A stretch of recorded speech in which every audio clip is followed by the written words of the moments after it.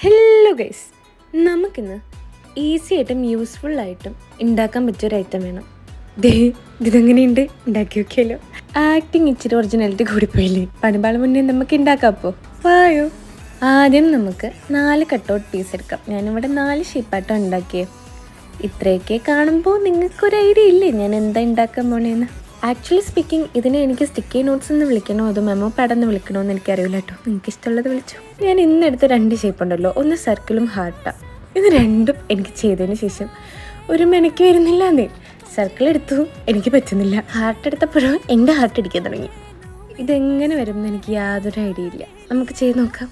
Okay, ഇതും പറഞ്ഞായിരുന്നു ഞാൻ ഹാർട്ട് കട്ട് ചെയ്യാൻ ഇറങ്ങിയത്, പക്ഷേ അത് സക്സസ്ഫുള്ളായി. ഞാനിവിടെ ഓരോ സെറ്റും 8 പേപ്പേഴ്സ് ആട്ടോ എടുത്തത്. അതിന് നമ്മൾ ഈ നോട്ട്ബുക്ക് ചെയ്യില്ലേ, അതുപോലെ ഒട്ടിച്ചു കൊടുക്കാം. നോട്ട്ബുക്കിൻ്റെ ലിങ്ക് ഞാൻ താഴെ കൊടുക്കാം കേട്ടോ. അപ്പം നമ്മൾ ഡെക്കറേഷനും കാര്യങ്ങളും കഴിഞ്ഞ സാധനം റെഡി ആയിട്ടുണ്ട്. നിങ്ങൾക്ക് ഇഷ്ടപ്പെട്ടാൽ മറക്കണ്ട ലൈക്ക്, ഷെയർ ആൻഡ് സബ്സ്ക്രൈബ്.